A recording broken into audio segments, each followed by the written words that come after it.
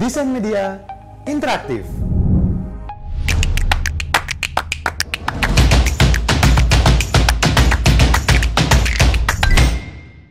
Oke, bismillahirrahmanirrahim. Assalamualaikum warahmatullahi wabarakatuh. Alhamdulillah bisa ketemu lagi di sini mata pelajaran Desain Media Interaktif. Oke, untuk materi hari ini masih menyambung dengan materi minggu lalu ya, tentang desain user interface ya, prinsip desain user interface pada multimedia interaktif. Oke, langsung aja.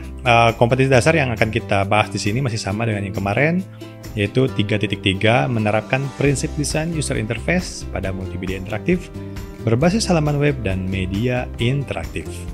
Oke, nanti teman-teman harus bisa membuat user interface menggunakan prinsip-prinsip desain user interface pada multimedia interaktif berbasis halaman web dan media interaktif. Oke, materi ini meliputi apa aja sih? Yang pertama, kemarin kita udah bahas, yaitu evolusi antarmuka. Yang kedua, tujuan dan manfaat prinsip desain user interface. Yang ketiga, prinsip desain user interface. Lalu yang hari ini kita akan bahas, yang keempat, yaitu interaksi user atau pengguna. Dan yang terakhir, nanti prosedur perancangan interface-nya. Oke, harapannya teman-teman nanti dapat menjelaskan prinsip desain, lalu dapat menjelaskan tentang desain user interface yang nanti kita akan bikin ya. Dan teman-teman nanti harus dapat menggunakan prinsip-prinsip desain tersebut ke dalam desain media interaktif yang teman-teman akan bikin. Oke, langsung aja ke materi intinya dari prinsip-prinsip desain user interface pada multimedia interaktif. Interaksi user atau pengguna, pada dasarnya interface bisa diterjemahkan sebagai salah satu media yang digunakan komputer untuk berkomunikasi dengan manusia. Beberapa tujuan antarmuka antara lain membuat antarmuka menjadi lebih efisien. Ya, interaksi pengguna juga ini terbagi ke dalam beberapa. Yang pertama, yang A itu ada Command Line Interface atau CLI. Command Line Interface ini sebagai salah satu bentuk dialog interaktif yang masih dipakai hingga sekarang. Ya, memiliki kemampuan dalam mengakses fungsi sistem secara langsung menggunakan tombol fungsi, karakter tunggal, dan command dalam bentuk singkat maupun panjang. Ya, biasanya kita mengakses menu kan klik tombol menu ya, atau tombol icon. Nah, ketika kita klik, dia akan melakukan perintahnya. Oke, yang kedua, interaksi user juga atau pengguna juga dapat berinteraksi dengan sistem itu melalui menu ya, menu-menu yang ditampilkan di website atau di aplikasi. Menu adalah sekumpulan pilihan atau option pada menu interface, tersedia bagi user ditampilkan pada layar dan dapat dipilih menggunakan mouse atau tombol numerik ataupun alfabetik. Menu harus mempresentasikan arti dan dikategorikan berdasarkan suatu kriteria tertentu agar mudah dikenali dan memudahkan user dalam memilih sesuai tugas yang akan dilaksanakan. Ya, biasanya kita mengakses menu di website kan, misalnya menu jurusan, tampillah jurusannya pada multimedia, farmasi, dan UPW gitu ya. Jadi nggak mungkin kalau klik menu jurusan, di dalamnya ada tentang sejarah dan sebagainya. Jadi itu dikategorikan berdasarkan suatu kriteria. Ya, kriteria jurusan ya tampillah menu jurusan. Kayak gitu. Oke, interaksi pengguna atau user itu ada yang namanya natural language.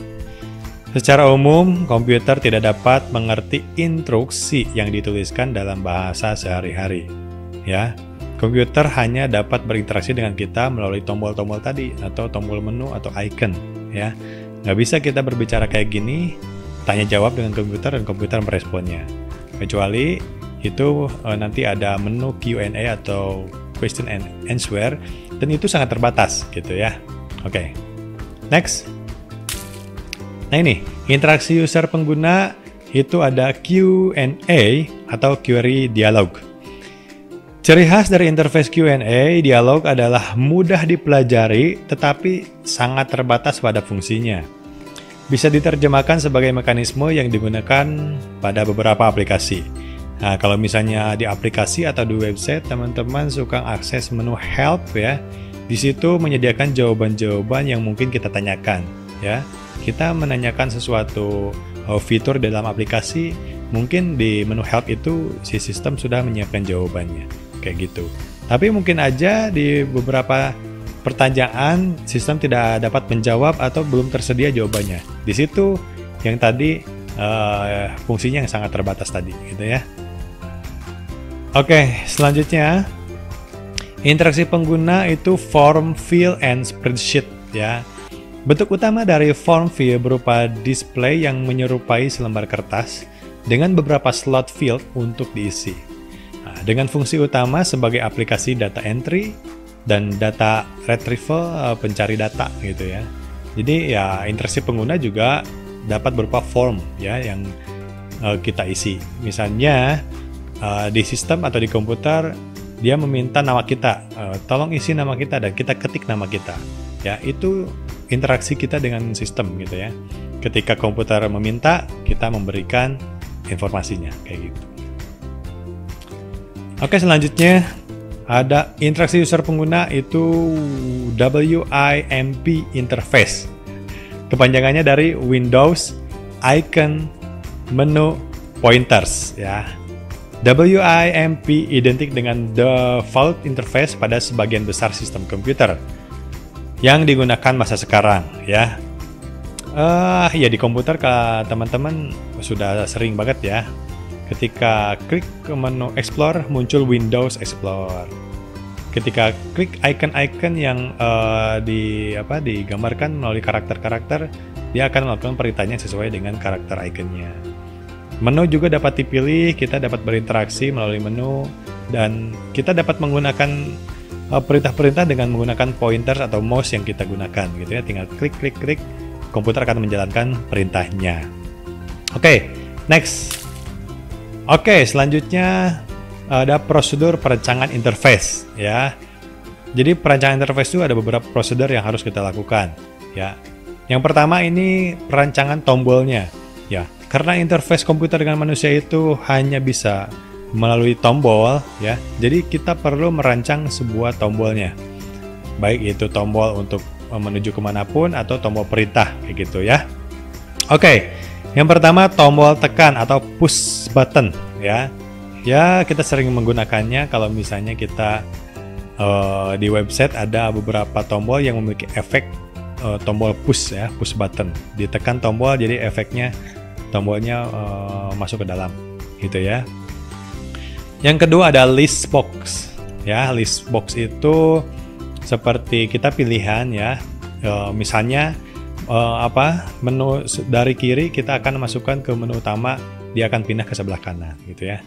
Di list ya, di dalam suatu kotak gitu menu-menunya. Yang ketiga ada combo box ya. Combo box ini seperti daftar list ya di dalam suatu kotak, dan kita bisa memilih item-itemnya lebih dari satu ya. Kita bisa drag ke bawah ya, kita bisa pilih itemnya satu-satu, lebih dari satu itu bisa ya.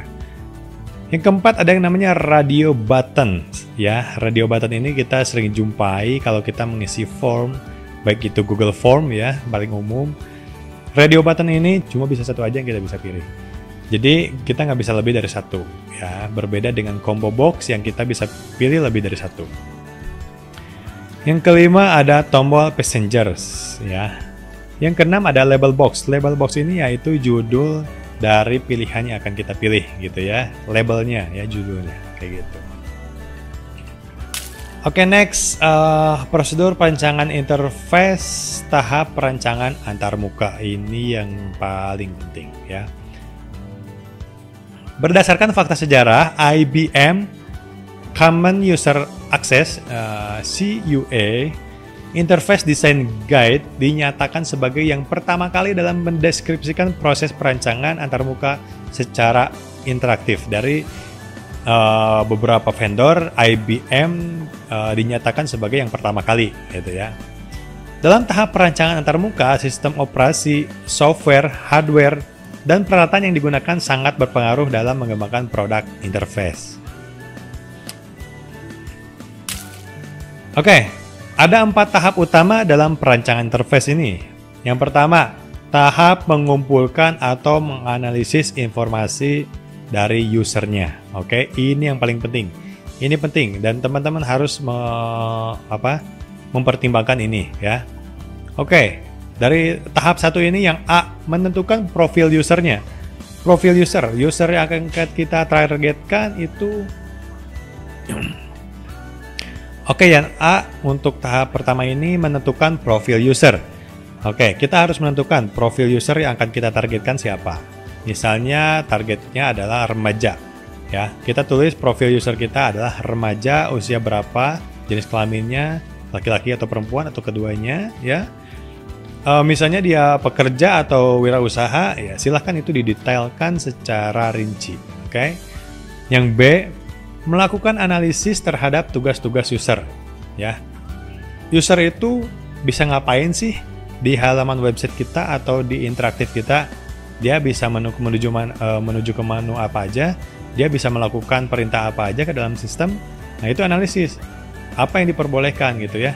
Sehingga nanti interaksi komputer dengan usernya itu akan terjadi dengan bagus. Yang C, mengumpulkan kebutuhan-kebutuhan user. Oke. User dari remaja tadi, yang jenis kelaminnya tadi, yang umurnya dari sekian sampai sekian, itu dia butuh apa aja sih di dalam interface kita, di dalam website kita. Misalnya, dia butuh menuju ke menu tutorial. Dia butuh informasi mengenai detail produk, sehingga ada menu produk yang tampilkan macam-macam produknya. Dia butuh informasi mengenai harga, sehingga website kita atau interface kita atau interaktif kita harus dapat memunculkan harga dari beberapa produk itu. Gitu ya. Kebutuhan-kebutuhan usernya kita tuliskan secara rinci. Yang D, menganalisis user environment, ya. Oke, lingkungan usernya seperti apa sih? Misalnya remaja, usia 18, jenis kelaminnya laki-laki perempuan, ya berarti environment-nya adalah ya mungkin sekolahan ya. Karena itu umur-umur SMA kelas 3 atau SMA kelas 3 ya. Jadi lingkungannya kita sesuaikan. Karena ini akan mempengaruhi desain kita, gitu ya. E, mencocokkan kebutuhan tersebut dengan tugas. Ya, kebutuhan-kebutuhan yang tadi user itu dicocokkan dengan tugas-tugas yang akan dikerjakan oleh website atau media interaktif kita. Kayak gitu. Oke, yang kedua. Tahap perancangan antarmuka itu tahap merancang antarmuka. Ya. Jadi setelah tadi kita analisis usernya, kita ini masuk ke perancangan antarmukanya. Oke. Yang A, menjelaskan kegunaan dan tujuan dari interface. Kita jelasin tuh kegunaan dan tujuan dari interface yang kita bikin itu, ya. Buat apa? Apakah tujuan interface atau website itu untuk penjualan, untuk pembelian, untuk apa? Pertemanan saja, ya untuk sekedar share berita aja, sharing aja gitu ya. Tujuannya ditulis secara rinci ya. Yang kedua, B, menetapkan objek icon, view, dan representasi visual secara mendetail. Nah, jadi teman-teman sekarang harus mulai menentukan icon-icon yang cocok ditampilkan di dalam interaktif kita atau website kita. View-nya dan representasi visualnya secara mendetail, yaitu yang kemarin kita bahas ya, storyboard-nya, ya, itu seperti apa bentuk layout-nya kayak gitu.